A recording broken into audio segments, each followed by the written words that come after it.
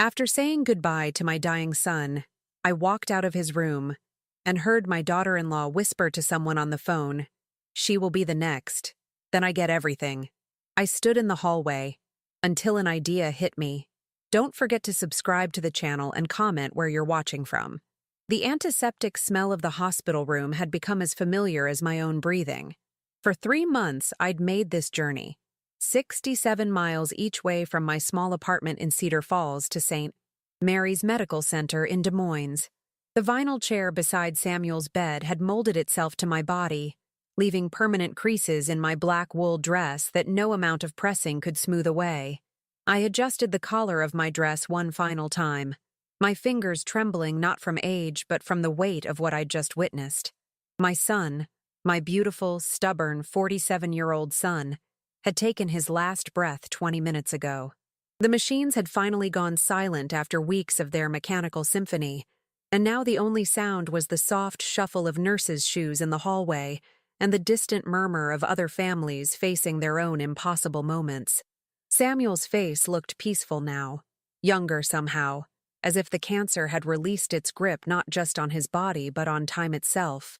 I smoothed his dark hair, still thick despite everything the chemotherapy had thrown at him, and whispered the words I'd been saving for this moment. "I forgave you long ago, sweetheart, for choosing her over me, for the missed birthdays, the unanswered calls, the way you let her push me out of your lives. I forgave you because you were my baby first, before you were her husband, before you were anyone else's anything." The tears came then, hot and fierce, carving paths down my powdered cheeks. I'd held them back for months, staying strong for him, being the mother he needed even when he barely acknowledged my presence. Even when Alice would sweep into the room with her designer handbags and coordinated outfits, greeting Samuel with theatrical sobs while barely glancing in my direction. I leaned down and pressed my lips to his forehead, tasting the salt of my own grief. "Goodbye, my love. Mama's gotta go now, but I'll carry you with me always." Standing took effort. My 72-year-old knees protested after hours in that unforgiving chair, and my lower back sent sharp reminders up my spine. I gathered my worn leather purse, the same one Samuel had bought me for Mother's Day 15 years ago, back when Alice still pretended to tolerate me, and took one last look at my son's still face. The hallway stretched before me like a tunnel, its harsh fluorescent lighting making everything look bleached and unreal. Other families huddled in small groups, some crying, others speaking in the hushed tones reserved for sacred spaces. I moved past them slowly, my sensible black flats making soft whispers against the polished floor. I was nearly to the elevator when I heard Alice's voice drifting from the family consultation room.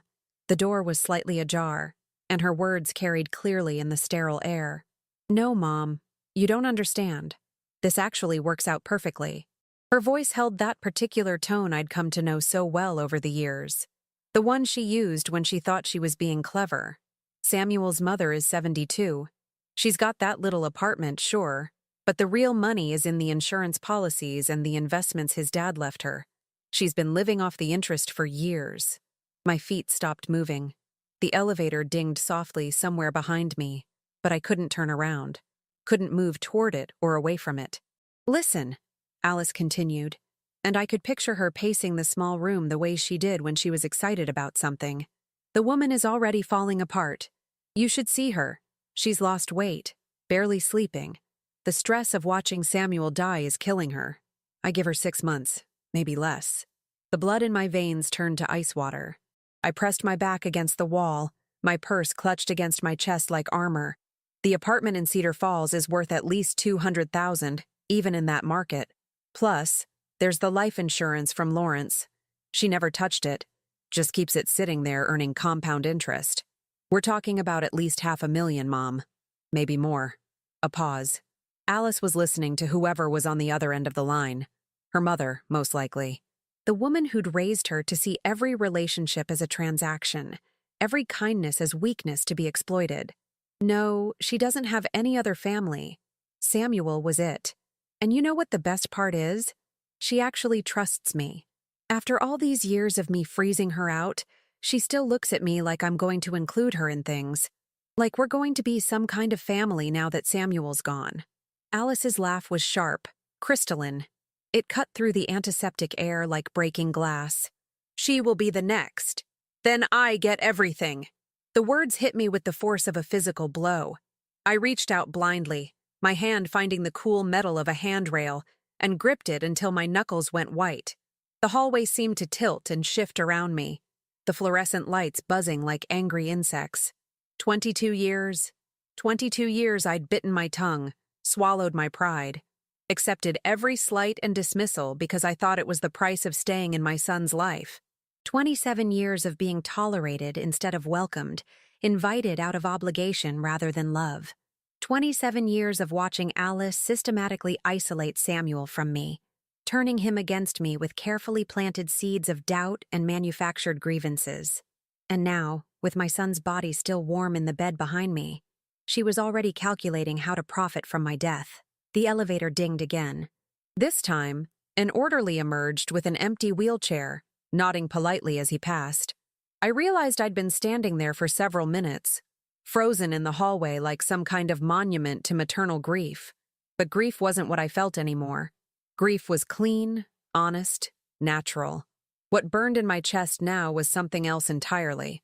Something cold and calculating and utterly foreign to the woman I'd been just 5 minutes earlier. I thought about Lawrence, my husband of 47 years who died 7 years ago, and left me comfortable but not wealthy. I thought about the insurance policy Alice had mentioned, the one I'd never touched because Lawrence had made me promise to save it for Samuel's children. Children that Alice had convinced him he didn't want, claiming they couldn't afford them while she spent his money on designer clothes and spa weekends. I thought about my little apartment in Cedar Falls, with its garden view and the bird feeder Lawrence had installed outside the kitchen window. The place where I'd grieved alone after his death, where I'd waited for phone calls from Samuel that came less and less frequently as the years passed. I thought about the woman I'd been this morning, the grieving mother, the devoted widow, the woman who still sent birthday cards to Alice every year even though they were never acknowledged. The woman who'd spent her life making herself smaller and smaller, taking up less space, asking for less, accepting less, until she'd nearly disappeared entirely. That woman had died in this hallway, as surely as Samuel had died in his hospital bed. Alice's voice drifted out again, fainter now as she moved deeper into the consultation room. Just be patient, Mom. Nature will take its course, and then we'll both be set for life. I straightened my shoulders and smoothed my dress one more time. Then, very quietly, I walked back toward the consultation room. I needed to see Alice's face when she finished her phone call. I needed to look into the eyes of the woman who was planning my funeral before my son was even cold. But most importantly, I needed her to see me. Really see me. Perhaps for the first time in 27 years. Because the woman walking toward that door was not the same one who'd been dismissed and tolerated and pushed aside for nearly 3 decades. This woman had nothing left to lose, and she was about to remember exactly who she used to be before she'd learned to make herself invisible. The door handle felt solid and real under my palm. I could hear Alice wrapping up her conversation, her voice bright with anticipation for a future built on my grave. I pushed the door open and stepped inside. Alice looked up from her phone with the expression of someone caught between surprise and annoyance.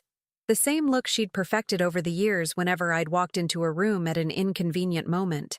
Her blonde hair was pulled back in a sleek chignon, not a strand out of place despite the hours she'd supposedly spent grieving at Samuel's bedside. Her black dress was clearly expensive, probably more than I spent on clothing in an entire year. Oh.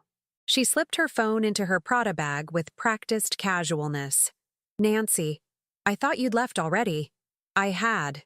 My voice sounded different to my own ears, steadier than I'd expected, with an edge I didn't recognize. But I forgot something.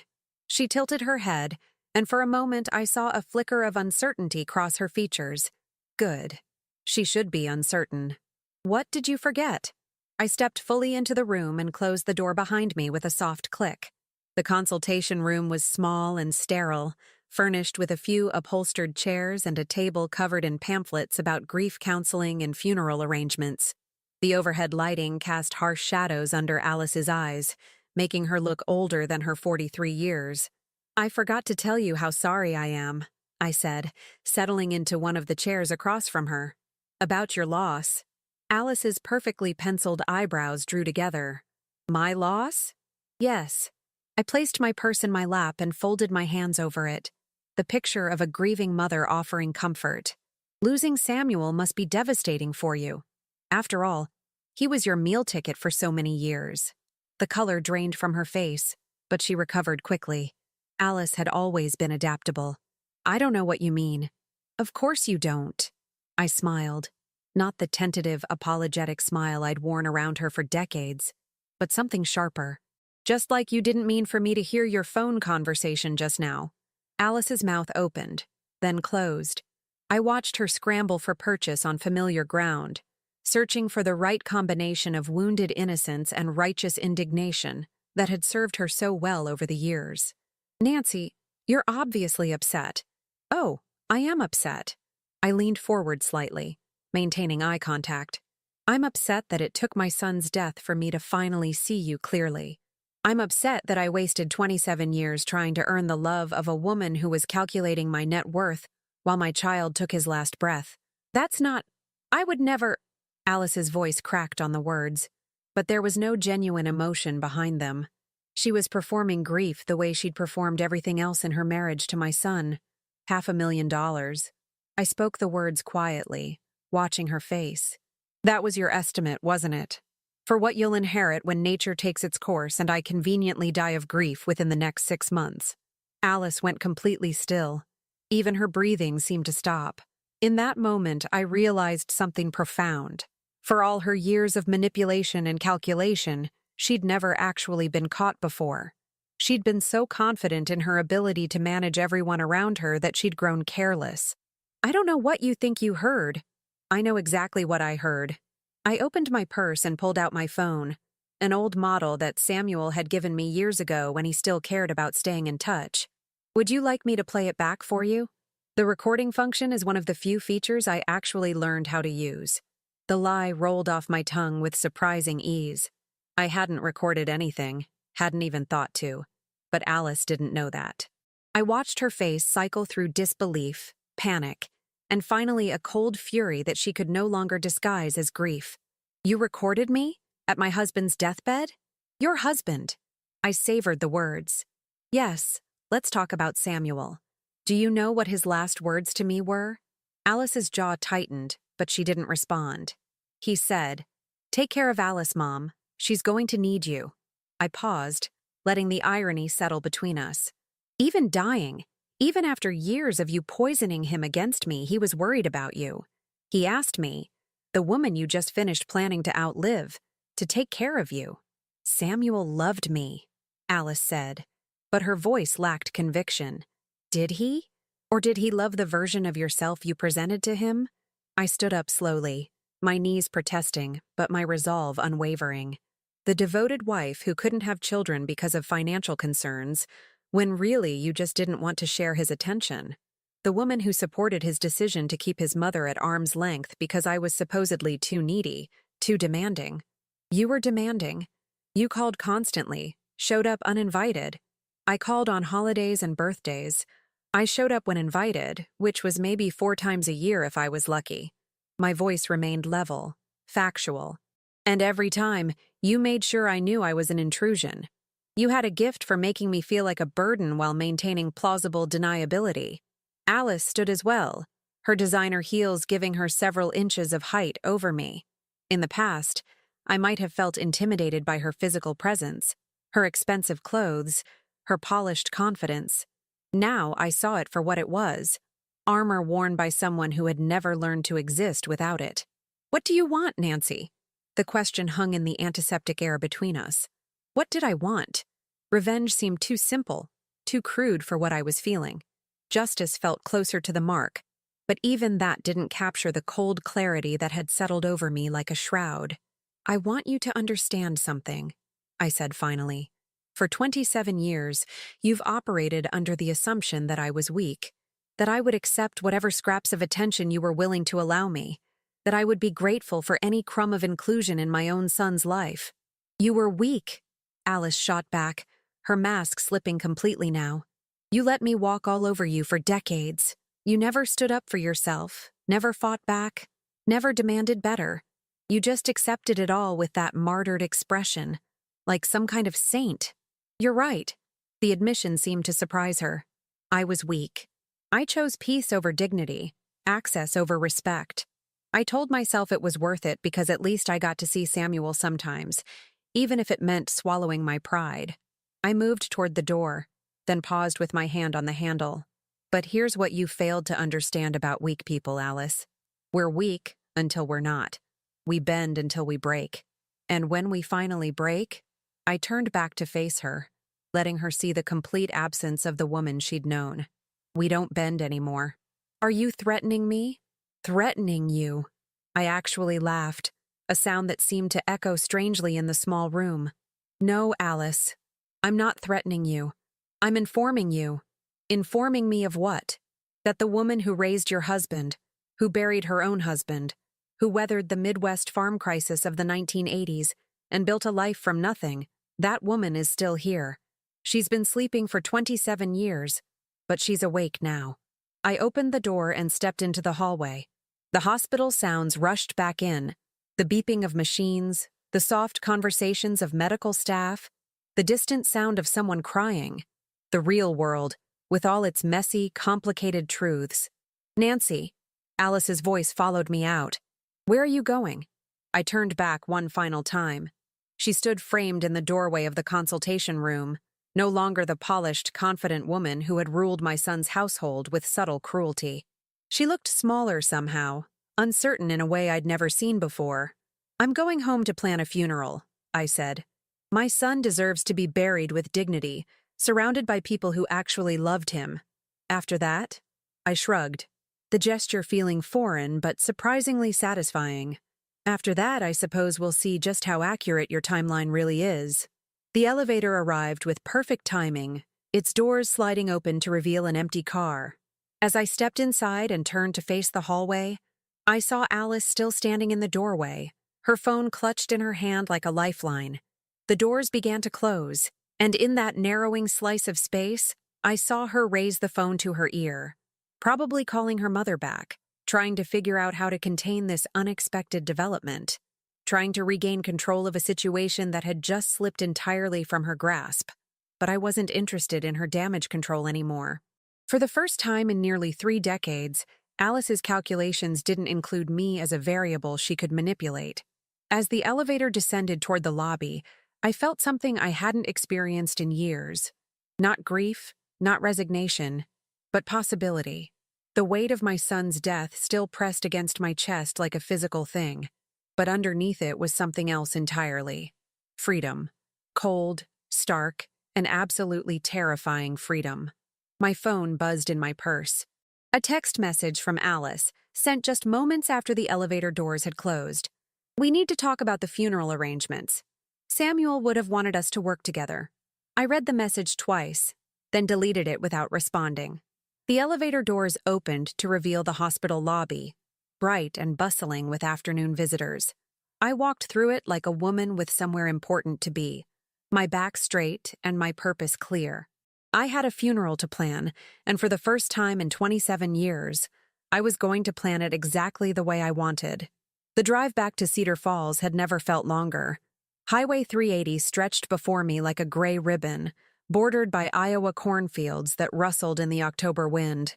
My hands gripped the steering wheel of my 12-year-old Honda Civic, Lawrence's final practical gift to me, while my mind churned with possibilities I'd never allowed myself to consider. I'd always been a rule follower.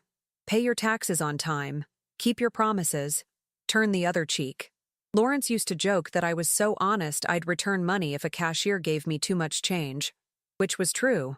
But somewhere between the hospital parking lot and the exit for Cedar Falls, I realized that my honesty had been weaponized against me for decades. My phone buzzed incessantly from the passenger seat. Alice, no doubt, trying to regain control of the narrative, to pull me back into the familiar dance where she led and I followed. I'd already ignored 6 calls and twice as many text messages. The silence felt revolutionary. The apartment complex where I'd lived since Lawrence's death came into view. A modest two-story building with red brick facades and small balconies overlooking a retention pond. Sunset Manor, though there wasn't much of a view and sunsets were rarely visible through the mature oak trees. Still, it had been home for 7 years, a place to heal after losing Lawrence, a place to wait for Samuel's occasional visits that became increasingly rare. Mrs. Wilson from 2B was checking her mailbox when I pulled into my assigned spot. She waved, her silver hair catching the afternoon light, and I found myself waving back with genuine warmth for the first time in months. Funny how grief could make you invisible even to yourself.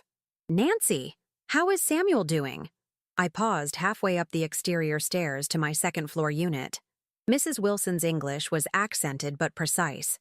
She'd emigrated from Taiwan 30 years ago with her late husband.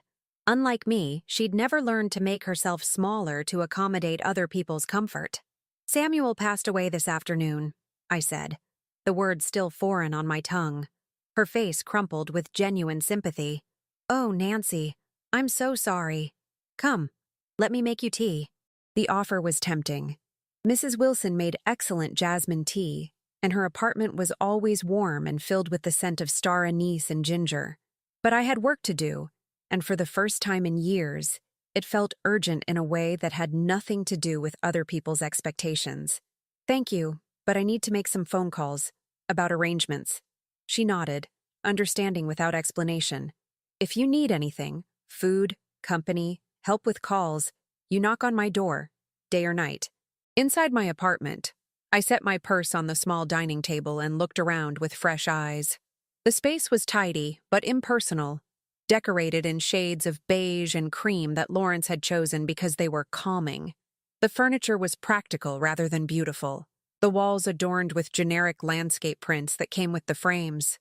It looked like a place where someone was waiting to die.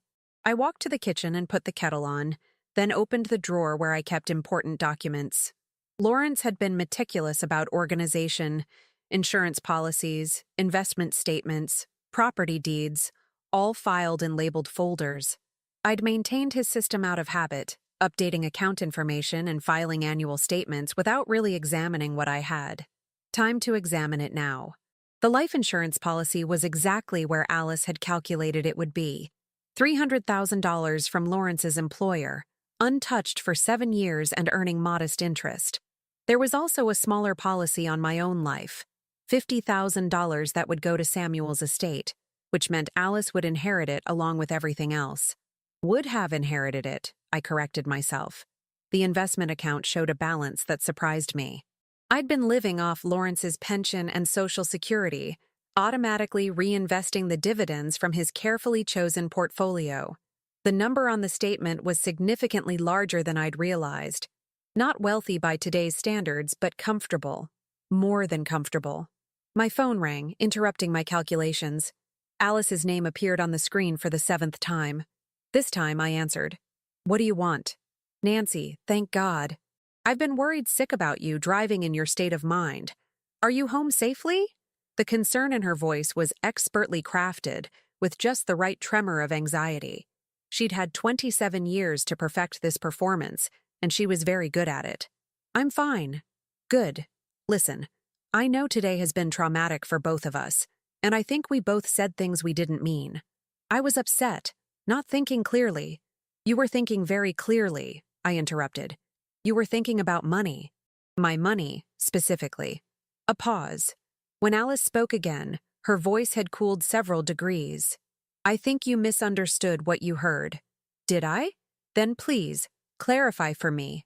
What did you mean when you told your mother that I would be the next?"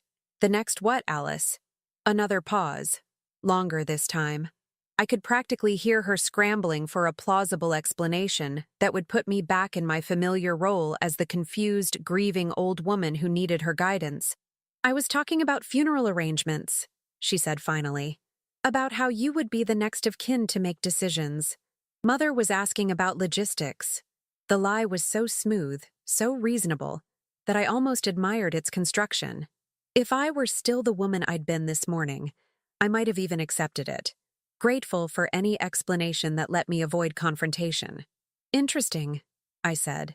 And when you mentioned my insurance policies and investments, that was also about funeral logistics? Silence. Alice, let me save us both some time. I heard every word of your conversation. I know exactly what you meant, and I know exactly what you're planning. The question now is what we're going to do about it. What do you want? Her voice had shed all pretense of warmth. I want to plan my son's funeral the way he would have wanted it. I want to honor his memory without input from someone who was already calculating inheritance values while his body was still cooling. You can't cut me out, Nancy. I was his wife. Legally, I have rights. You're absolutely right. You do have rights. You have the right to remain silent while I make arrangements. You have the right to attend the services I plan. You have the right to grieve publicly for the husband you married for financial security. That's not— And I have rights too, I continued, my voice gaining strength. I have the right to change my beneficiaries. I have the right to donate my assets to charity. I have the right to live a very, very long life out of pure spite.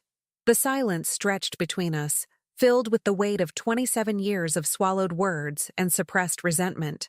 When Alice finally spoke, her voice was sharp as winter wind. You wouldn't dare. Try me. I ended the call and immediately scrolled through my contacts.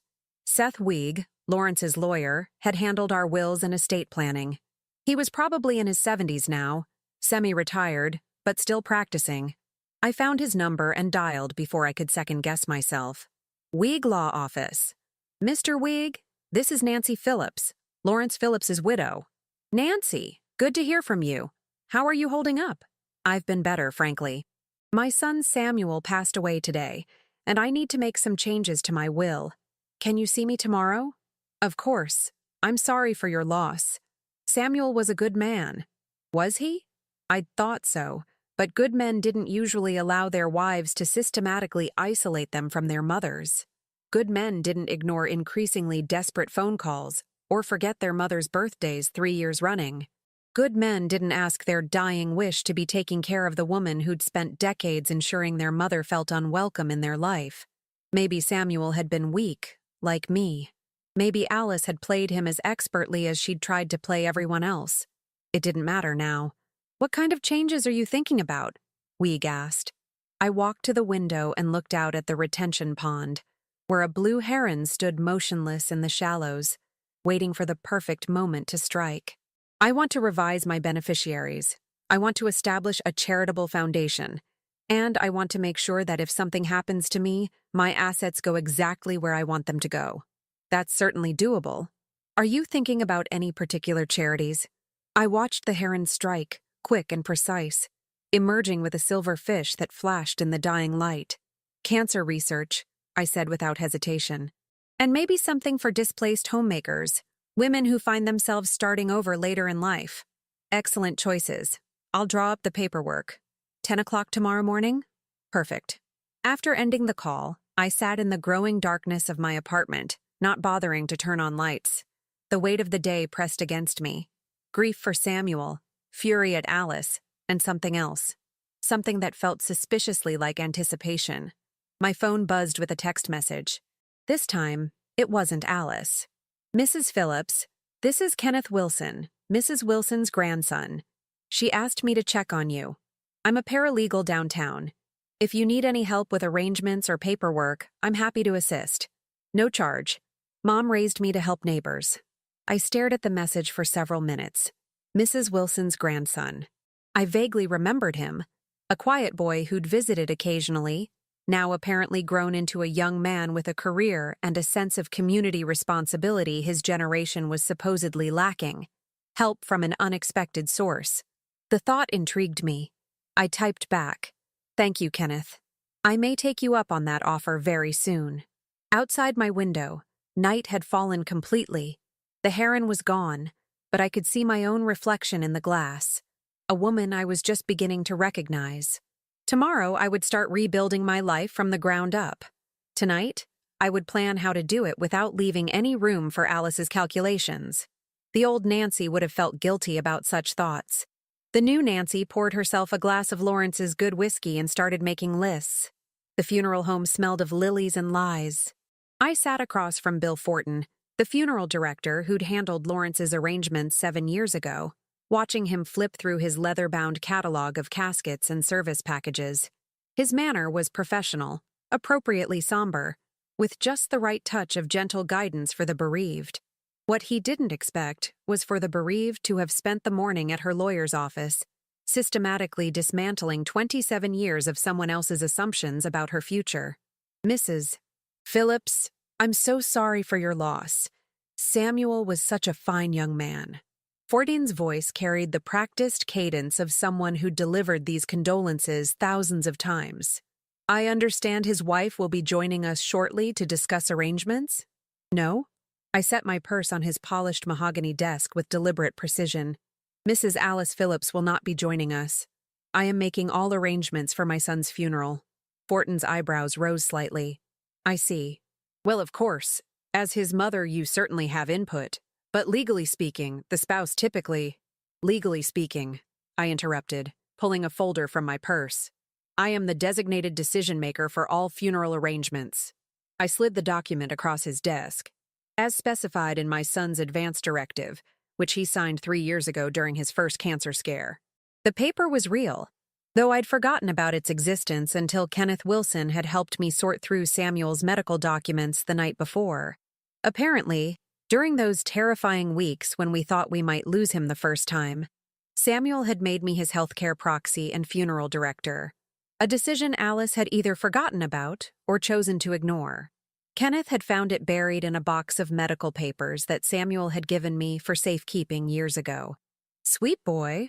Man, really, I kept forgetting he was 28. Had spent hours helping me organize documents, his paralegal training making quick work of what would have taken me days to sort through alone. Fortin studied the directive carefully, then looked up with new respect. This certainly changes things. What did you have in mind for the service? Samuel loved music. He played piano as a child. Not well, but with enthusiasm. I want the service at First Methodist, where he was baptized. I want his childhood friends contacted, not just Alice's social circle. I want it to be about who he was before he learned to be who other people expected him to be.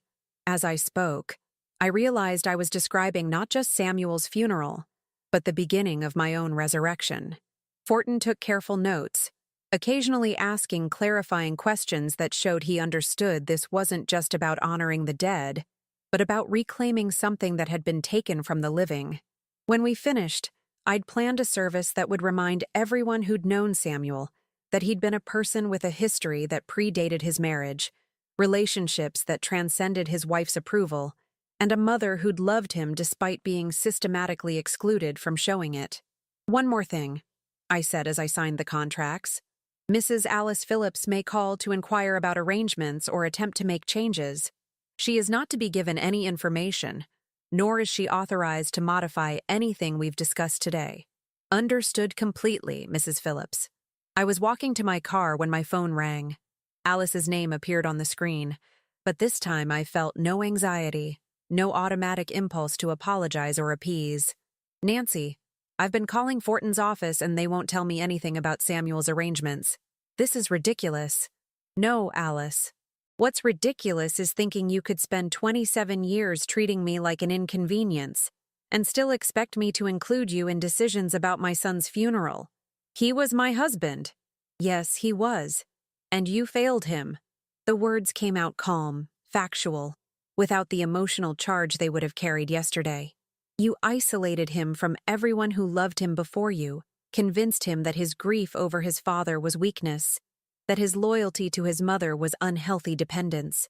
You turned a kind, loving man into someone who was afraid to care about anyone too much because you might disapprove. That's not— The funeral is Thursday at 2 o'clock at First Methodist. You're welcome to attend as a mourner. You are not welcome to participate as family, because family doesn't calculate each other's death benefits during moments of grief. I ended the call and immediately blocked her number. The silence that followed felt like stepping into a cathedral after years of listening to jackhammers. Back at my apartment, Mrs. Wilson was waiting by the mailboxes with a covered dish that smelled like heaven. Her timing wasn't coincidental. She'd been watching for my return, ready to offer comfort in the most practical way possible. "Beef and mushroom stir-fry," she said, pressing the warm container into my hands. "And jasmine rice. You need to eat. Mrs. Wilson, you don't have to." "Of course I don't have to. I want to." She studied my face with the directness of someone who'd lived through enough loss to recognize the difference between grief and relief. "You look better today. Stronger. I feel stronger. Different. Good different or bad different?" I considered the question as we climbed the stairs together. Honest different. I spent so many years trying to be who other people needed me to be that I forgot who I actually was. "And who are you?" We'd reached my door, and I paused with my key in the lock. "I'm still figuring that out." Mrs. Wilson smiled. "That's the best kind of different there is." Inside, I found Kenneth had been busy. The dining table was covered with organized stacks of documents, insurance papers, bank statements, investment records, all sorted and labeled with the precision of someone who understood that information was power. "I hope you don't mind," he said, looking up from a legal pad covered with neat handwriting. "I wanted to finish reviewing everything before Alice tries to make any legal moves." "Legal moves?" "She called my office this morning, asking about her rights as a surviving spouse. My supervisor handled the call, but she was fishing for information about challenging wills and contesting inheritance decisions. The news should have alarmed me. Instead, I felt a cool satisfaction settle in my chest like good whiskey. "What did your supervisor tell her?" "That she'd need to hire her own attorney, and that any challenge to a validly executed will would require proof of mental incompetence or undue influence at the time of signing." Kenneth grinned. "Which, given that you're planning to live for decades more and are clearly of sound mind, would be pretty hard to establish." I set Mrs. Wilson's dish on the counter and joined Kenneth at the table. The numbers he'd calculated were sobering. Not just the $500,000 Alice had estimated, but closer to $700,000 when everything was included. Lawrence's investments had grown steadily over the years, and my own frugal habits had allowed the principal to compound undisturbed. "There's something else," Kenneth said, his voice taking on the careful tone of someone delivering potentially upsetting news. "I found correspondence between Alice and a real estate agent from last month. She was inquiring about the market value of your apartment." He handed me a printed email chain that made my blood run cold, then hot, then cold again. Alice had forwarded details about my lease, my monthly payments, even photos of the interior that she must have taken during one of her rare visits.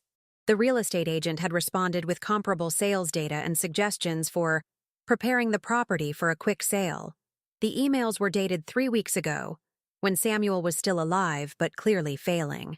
"She was planning this while he was still breathing," I said, the words tasting bitter. "It gets worse." Kenneth pulled out another document. "She also contacted a nursing home placement service, inquiring about memory care facilities that would accept Medicaid patients after their assets were depleted." The room seemed to tilt around me. Alice hadn't just been planning my death. She'd been planning my complete destruction. Strip me of my assets through some manufactured crisis, warehouse me in a state facility where I'd be isolated and helpless, then wait for nature to take its inevitably expedited course. It was brilliant, really. Methodical and thorough in a way that spoke to years of careful planning. "Mrs. Phillips? Nancy? Are you okay?" Kenneth's voice seemed to come from very far away. I realized I was gripping the edge of the table hard enough to make my knuckles white. "I'm fine." I released my grip and flexed my fingers. "Actually, I'm better than fine. I'm informed." "What do you want to do with this information?" I looked at the evidence of Alice's meticulous cruelty spread across my dining table, then at Kenneth's concerned face, then out the window where the heron had returned to hunt in the retention pond. "I want to make some phone calls," I said finally. "Starting with the nursing home placement service. I think they should know that someone has been making fraudulent inquiries using my name and personal information." Kenneth's expression shifted from concern to something that might have been admiration. "That's actually quite clever." "Then I want to call the real estate agent. I'm very concerned that someone has been misrepresenting themselves as having authority over my property." "Also clever." "And then?" I continued, feeling the pieces of a larger plan begin to click into place. I want to call the Cancer Research Foundation I'm planning to endow. I think they'd be very interested in meeting with a potential major donor who's recently discovered she has more resources available than she previously realized. Kenneth was grinning now, his professional composure giving way to genuine delight. You're not just changing your will, you're changing your entire life. Yes, I said, surprised by how good the word felt. Yes, I am. Outside, the heron struck again, quick and precise, and utterly without mercy. I was beginning to understand how it felt. The sanctuary of First Methodist Church filled slowly on Thursday afternoon, and I watched from the front pew as Samuel's past reassembled itself. His high school friend Mark arrived with his wife and teenage daughters, people Alice had systematically excluded from their lives over the years, claiming they were too provincial for their social circle. Mrs. Hart, his third-grade teacher, now in her 80s but still sharp as a tack. The pharmacist who'd filled Samuel's prescriptions for years and always asked about his mother. The neighbors from the house where Samuel had grown up. The ones who'd taught him to ride a bicycle and cheered at his Little League games. Alice sat alone in the third pew, her black Chanel suit impeccable, her makeup artfully designed to suggest grief without actually smearing. She'd arrived fashionably late, clearly expecting to be escorted to the front row beside me. Instead, I'd asked Kenneth Wilson and his grandmother to sit with me, along with Seth Weig and his wife. My chosen family, earned through genuine care rather than biological accident. The service unfolded exactly as I'd planned. Pastor Fallon spoke about the Samuel I remembered. The boy who'd collected stray cats and insisted on keeping them all. The teenager who'd played piano for the church Christmas pageant, even though he was nervous about performing. The Samuel who'd existed before Alice had convinced him that his kindness was weakness, that his loyalty to his past was somehow a betrayal of his future. When it came time for eulogies, I stood and walked to the podium. The congregation settled into expectant silence, and I looked out at faces filled with genuine affection for my son. Not the manufactured sympathy of Alice's country club friends, but the real grief of people who'd actually known him. Samuel was a good boy who grew up to be a complicated man. I began, my voice carrying clearly through the sanctuary. He was generous with everyone except himself, kind to strangers while sometimes cruel to those who loved him most. He was human, in other words, with all the contradictions that implies. I found Alice's face in the crowd. She was watching me with barely concealed anxiety, probably wondering what embarrassing family secrets I might reveal. Samuel made choices that hurt people, including me. He allowed others to convince him that love was conditional, that family relationships were transactions to be managed rather than bonds to be honored. But I want you to know that I forgave him for those choices years ago, because I understood something that took me too long to learn myself. I paused, letting the words settle. Sometimes we become so afraid of disappointing the people who claim to love us that we forget to love ourselves. Samuel spent the last years of his life trying to be worthy of someone else's approval, and in doing so, he lost track of the person he'd been raised to be. The person you all remember, generous, loyal, kind, and strong enough to stand up for what mattered. Alice's face had gone pale, but I wasn't finished. My son died asking me to take care of his wife. It was his final act of generosity, and I'm going to honor it in the way I think he would have wanted. Not by enabling her worst impulses, but by making sure she learns to take care of herself. The words hung in the air like a benediction and a threat, depending on your perspective. After the service, people approached me with stories about Samuel I'd never heard. Acts of quiet kindness Alice had never bothered to mention. His former co-worker talked about how Samuel had anonymously covered the medical bills for a colleague's daughter. A young woman I didn't recognize thanked me for raising a man who'd helped her through a difficult divorce by simply listening without judgment. Each story felt like a small gift. A piece of my son returned to me after years of having him filtered through Alice's selective editing. Alice approached me as the crowd was thinning, her composure finally beginning to crack around the edges. "Nancy, we need to talk. Privately." "Do we? I thought we'd covered everything important. You can't just cut me out of his life retroactively. These people don't know the real story." "The real story?" I turned to face her fully. and something in my expression must have warned her she was treading on dangerous ground. The real story is that you systematically isolated my son from everyone who knew him before you. The real story is that you convinced him his mother was clingy and demanding while you were planning how to profit from her death. The real story is that you contacted nursing homes and real estate agents while he was still alive, calculating the best way to strip me of everything Lawrence and I spent 40 years building. Alice's face went through several shades of pale. I don't know what you're talking about. Of course you don't. Just like you didn't know what you meant when you told your mother I'd be the next. Just like you didn't know why you were asking about memory care facilities that accept Medicaid patients. You can't prove any of that. I reached into my purse and pulled out a manila folder. Actually, I can. Email communications, recorded phone calls, written inquiries made using my personal information without authorization. Identity theft is a federal crime, Alice. Fraud is a felony. Elder abuse carries some very serious penalties in Iowa. The folder contained copies of everything Kenneth had discovered, plus the additional evidence we'd gathered over the past 3 days. The nursing home placement service had been very helpful once they understood someone had been impersonating me. The real estate agent had been equally cooperative when faced with potential liability for misrepresenting property ownership. Alice stared at the folder as if it might bite her. What do you want? I want you to listen very carefully, because I'm only going to say this once. I stepped closer, lowering my voice so our conversation couldn't be overheard. You're going to go home, pack your things, and disappear from my life completely. You're going to take what Samuel left you and be grateful for it, because it's more than you deserve, and infinitely more than you'll get if I decide to pursue criminal charges. You can't. I can do whatever I want, Alice. That's what having $700,000 and excellent legal representation means. I can hire investigators to document every fraudulent thing you've ever done. I can pursue civil remedies that will tie you up in court for years. I can make your life as miserable as you've made mine, with the added advantage of having both the law and the truth on my side.